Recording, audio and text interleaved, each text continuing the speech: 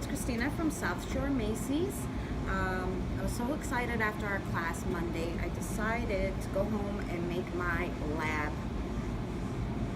kitchen a coffee lab. So what we did was we had to do something on coffee agriculture. I read tons and tons of articles, and I was kind of excited about two, so I tried two different things. And the first quote that I loved was from the food and beverage director of Starbucks when opening the first Starbucks store in Greece in 2002. Apparently, Greece has a law that if you open a coffee house or a cafe, you have to sell Greek coffee. And as you all know from our previous classes, Starbucks doesn't sell anything but their own coffee.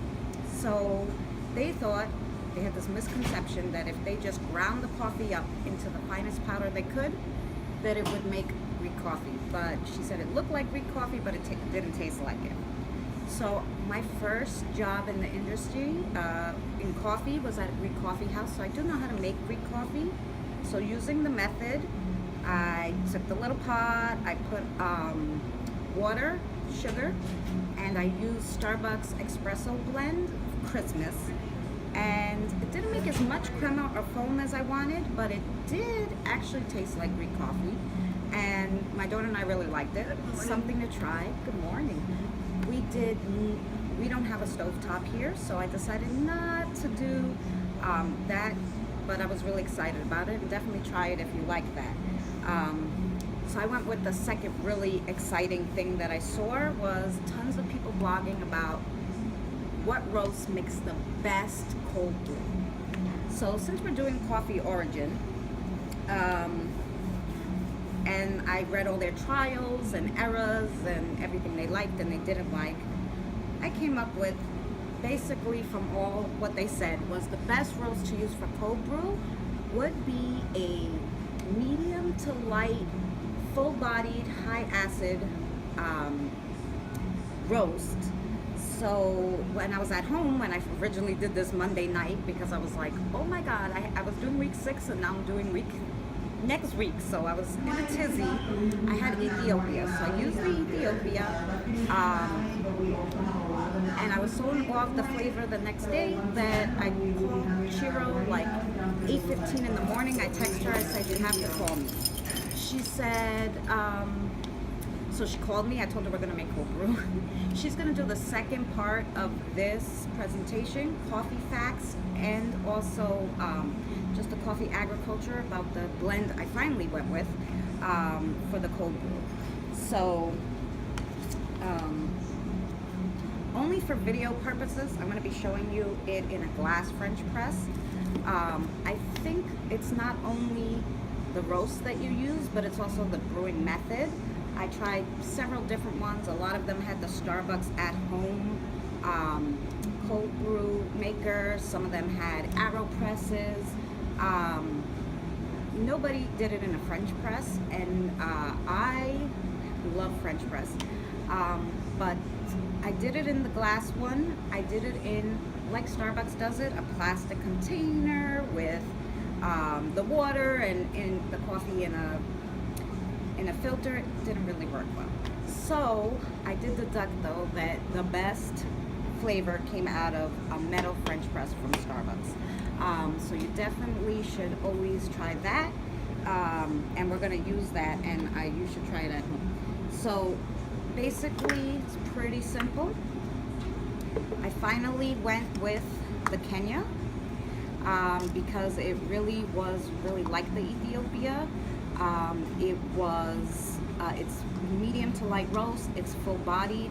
They're actually both processed with the wet wash, fully washed process. So we're going to do that. So you have 1/3 cup beans, and you have to grind it on a French press setting. So always grind it on the French press setting. And you have 1.5 cups of filtered water. This makes 1 cup of cold brew. So what you're going to do is you pour it in the French press, and then you pour your ground coffee, and like I said, make sure you have the right kind of grind. I ground it at home.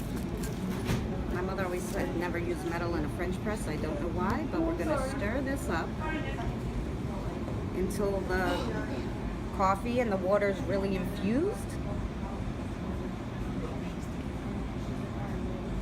And then you're just gonna cover it and put it in the fridge overnight.